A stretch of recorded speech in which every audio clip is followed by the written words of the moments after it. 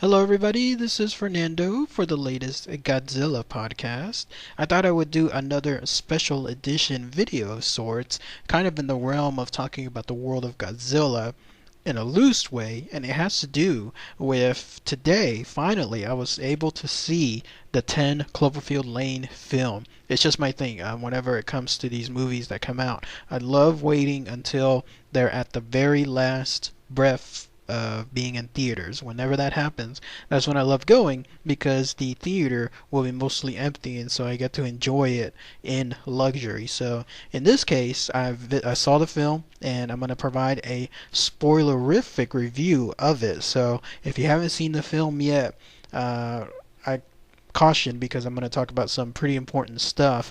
But if you have, then it's a good opportunity to share that information together and see if you agree with my thoughts. And even if you haven't seen the film and you may not see it, go ahead and listen to my podcast because some of the points I'll provide when you do see the film later on, it'll give you a good opportunity to go over them and see what makes sense and what doesn't. So, 10 Cloverfield Lane, and again, I'm talking about this too because the original movie, of course, Cloverfield, which had everything to do with a Godzilla movie in name only, practically. This is the sequel, the quote unquote, and I use air quotes very heavily to this movie. So I'm going to talk about that as another thing within the film as far as it's tied to the first one. So, 10 Cloverfield Lane. Saw it here at the Regal Westgate Theater here in Austin, Texas.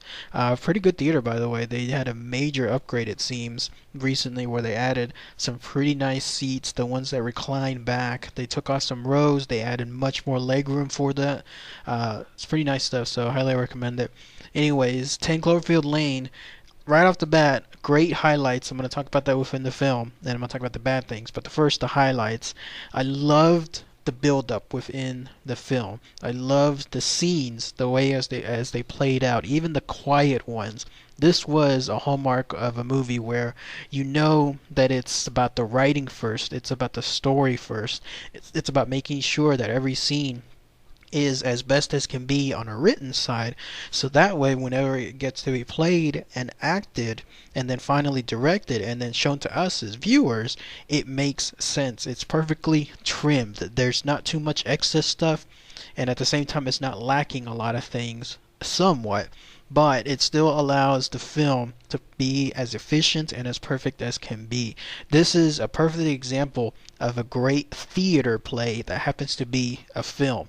If you've ever gone to the theater, you know that the way the stories are there, you have to have every scene be compelling because for the lack of the environment that they're in, they're practically only in one type of room, the entire theater. You have to make the scenes compelling so that way the audience does not notice it. Here is the case here where physically the entire movie takes place inside of a bunker. So every single scene has to be compelling in order to ensure that you're not thumbing your fingers or looking at your watch trying to see like when is this scene going to be over. No, instead there were some great moments involving character build-up. There were some great scenes involving character development as well. There were some really, really quiet scenes. There was some that were shared between Goodman's character and then Mary Elizabeth's character as well. Fast, great stuff. So this would absolutely make a perfect play should it ever be adapted into one. Of course it's not, but if it did, then it would be pretty much set in the stone to go from there. I love the fact too, again, calling back on it being efficient, there's enough info presented within the film scene by scene so that way you're learning it just as the main character, Mary Elizabeth Winstead character, learns what's happening. It's a hallmark when it comes to movies where you learn these things as the main character does, and so you're there for the ride from the beginning, so you get to experience the tension, the surprise, the laughter, the sadness, the anger, whatever it is, you get to experience it with the main character. And it makes you want to learn about their past more. Weinstein's character seemed pretty fascinating. At first, she was a little dull, but then again, she was just waking up from her accident, and loose air quotes on that one. But she was waking up, and so she didn't have much to go with. But as you learn more about her character, the way that she liked to sew, the way she was talking about the things she regretted in life, especially about that young girl that she saw with the dad kind of treating her physically pretty badly. You wanted to learn more about her past. What was happening to her? Why was she running away? Why was she caught in that situation? Same with Goodman's character. Goodman's character was great analysis when it comes to doing the slow burn. That's a term that I love when movies do. It's where you hear about his character, you kind of side with him on some scenes, but then immediately he does something that makes you sympathize with, in this case, Mary Liz Weinstein's character wanting to run the hell out of there. And then at the same time, at the next scene, he does something yet again to ensure that, hey, what he did was really for somewhat of a valid reason. It makes sense, and then that's why you have Weinstein's character decide to stay. The other guy that was in the film, his name escapes me. The character's name was Emmett, but I can't remember what the actor's name was. He was there. It seemed like he was there, but not really there. There was some quiet moments with him. Obviously, that too much couldn't be spent on him because he was more like a side character, not a cameo, but definitely somebody like a sub actor of sorts. He still did a pretty good job, but when it went to the character development, there was nothing like what was with Weinstein's and Goodman's. Goodman's again stole the show practically every time he was on board. You definitely rooted for him in some scenes, and then in other scenes you were appalled by what he did. Like, for example, this is a big spoiler within the film itself, so I'm going to give you a few seconds again to turn away, so of sorts. But there's a very, very pivotal scene whenever he decides to take out Emmett's character. It just comes out of nowhere. You know that the two of them are conspiring. Weinstein's character and then that boy, that young guy that was there with them, Emmett. They're conspiring together to try to get out of there, and they still keep thinking that Goodman's character, I think his name was Howard, is a fool. That he can't obviously see what's happening. When you're confined in that kind of bunker space, you know that there's not much that can be done without it being noticed, but yet they still go about doing so. And in this case, it was them trying to build some kind of makeshift hazmat suit to get out of there. They're not believing his story that, yes, there's some kind of attack. It was the military, maybe even the Russians. He described that multiple times within the film.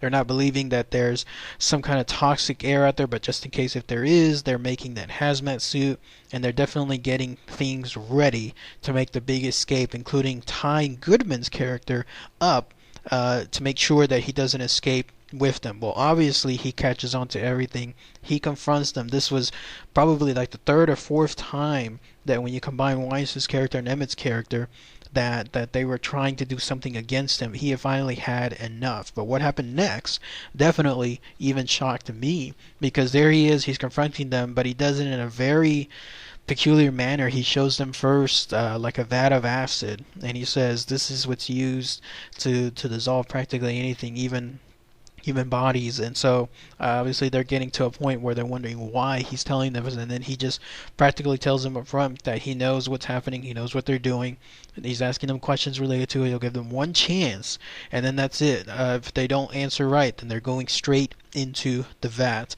And that's where Emmett's character truly shines. He's able to take the blame, take the fall, if you will, from their co-conspiring. And when that happens, point blank right there, that's what shocked me. Goodman's character shoots him off screen at least, but you still get the idea that he shot him right in the face, right in front of Weinstein's character too. And the way she reacted and the way the scene played out, perfect realism, because there she is, a couple of seconds just pure shock, and then it starts to hit her and she starts screaming at what she just saw. And I thought that was one of the best scenes within the film, because it shows again great acting, great storyline, great build-up, and then perfect acting from Weinstein, especially Goodman's character. Again, him being kind as can be in one scene, and then the next scene, in his mind, realizing that it's time to take action, and then doing something along those lines. So a lot of highlights to this film. Now let's talk about the bad things. Let's get the elephant out of the room. This film, the biggest bad thing about it, it has nothing to do with Cloverfield, nothing to do with the first film at all. I was waiting for at least one sentence, maybe something, one tiny little line having to do with the incident in New York. Maybe even a blurb like that, like Goodman's character saying that thing that happened in New York, or maybe something on the lines of newspaper clippings showcasing what occurred in New York. No, there was absolutely nothing at all to do with the first Cloverfield film. It makes you wonder, like, why? Like, what? This was one of the biggest missed opportunities. Every movie nowadays has at least some little link to its predecessor. If you're counting the Cloverfield name itself, then that's way too far in terms of a loose association.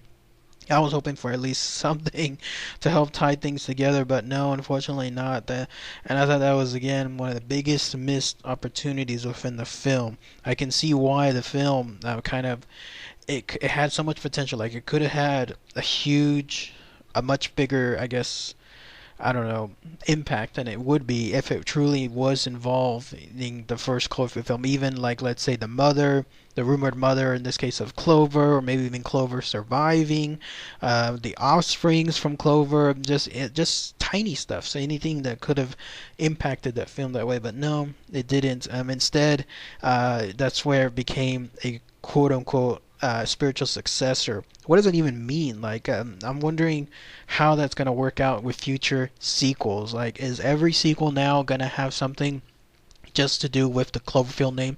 Like in this case, well, the first film, obviously the Cloverfield name came from the mission, the way it was named by the U.S. military when it came to taking down the Clover monster. In this case, the Cloverfield name comes from the mailbox. As Weinstein's character finally escapes at the end of the film, the car that she's running off in, hits Goodman's mailbox, and when that happens, it knocks over and it reveals all this time that the name of it was Cloverfield Lane. Like that was the street name. Obviously that was in the posters, but this confirmed it with whenever that occurred. So it makes you think that the next sequel, you're going to have something like this happen yet again, where the only thing having to do with the name Cloverfield is the physical name itself. Like who knows, maybe there'll be a shot of some ship somewhere named Cloverfield, or maybe there'll be newspaper that'll be called Cloverfield. Just throwing things out there, but that's going to be the only association with it. So if this is their version of a spiritual successor, I don't know what that means then for the rest of the franchise, but especially the way the ending occurs, where, and again, big spoilers, I'm giving you a couple of seconds to dodge now, but the way the ending occurs, and it has nothing to do with the first Cloverfield film. Instead, it really has more to do with War of the Worlds, where you have gigantic spaceship or spaceships potentially coming down to Earth and then taking out most of the cities, either using some kind of poison gas of some sort or using their version of grunts, which are like little military men, alien type things of some sort. If that's their version of a spiritual successor, then what's going to happen in the next couple of films is going to be way different. Another thing that I found that was pretty bad within the film was there were too many questions. Remember earlier I was saying that I liked that it was efficient, that it gave you enough information to leave you somewhat satisfied. At the same time, though, when it went into that whole other world at the end of the film, where it involves the alien invasion, it brought way too many questions to me. I was thinking to myself, where did this come from? Like, where did all this stuff occur? Because if this has anything to do with the first Cloverfield film, it makes you wonder, like, how? Because unless Clover himself somehow summoned the aliens with some kind of telepathic link or something along those lines, how is the alien invasion tied at all to the first Cloverfield film? How does it have to do with Cloverfield at all? Way too many questions to it. Very briefly, there were hints from Goodman's character. Again, he had mentioned every now and then he was saying that there was some kind of Martians of some sort, but that was it. Like, he literally just said Martians either once or twice, and then that was in. He was instead mainly focusing on the idea that there were Russians or some other kind of country that had invaded the U.S. in this manner. But whenever that happened, it was left like that. It left you with too many questions, and I kind of hate that because it gave you the idea that, again, a lot of stuff is being set up for sequels, at least the sequel to this one, and I kind of hate that trend. I like stuff being answered within the film. I don't like it where you're gonna have to like a hook and bait, you're waiting and you're trying to catch it, but then it's gone, and then it's being told that, hey, you can catch it, but it's coming up in the sequel. I don't like that, so it was a little bit too much.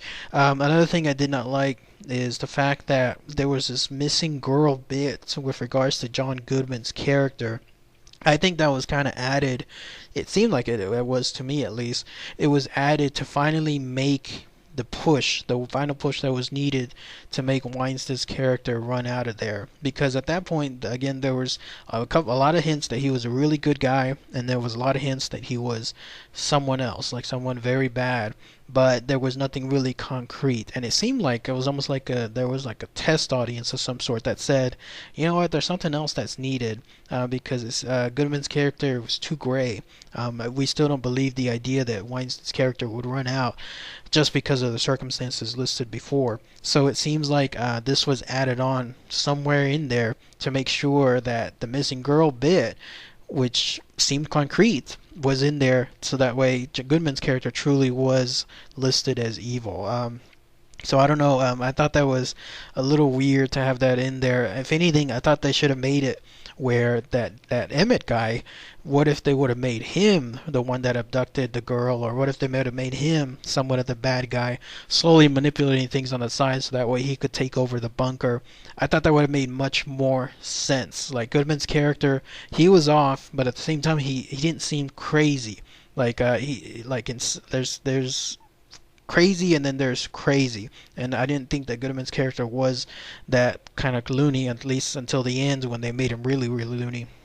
So instead, I thought it would have been much more sensible if they would have had the Emmett guy be the one that kind of manipulated things, and then Mary Liz Weinstein's character, be the innocent pawn in the middle. Like there she is, she's suddenly this Emmett guy, the way he's doing things, she's caught up in what he's trying to do through no fault of her own, and then lands under Goodman's bad graces because of it. I thought that would have given enough compelling reason for her to truly take out Goodman because of it, and it would have made his character much more, I guess, tragic to do so. But then that's just my ideas, so if anyone shares similarities with that, then that would be great to hear too. So anyways, that's all the bad things, at least with the 10 Cloverfield Lane. Overall, I would give the movie probably a B plus, A minus. It was good. It wasn't great, but it was good, like almost great. It was something where I did not feel like it was like my 2 hours there were missed, in other words, that I wanted to get it back. No, instead, in this case, this is a good movie to see, a good movie to analyze again. It has great rewatchability within it because there's little nuances that you can pick up here and there. Lots of shots of the bunker where you can pick up a lot of details in the background on Goodman's character too. So this is a great movie to probably get DVD or Blu-ray when it comes out later on to spot those little things too. Highly recommended though. Go check it out when you have a chance. If it's still in your theaters nearby, check it out. If not, it should be coming out on home video sometime soon, and I do recommend seeing it. So, all right, everybody. Thanks again as always. Take care. Bye.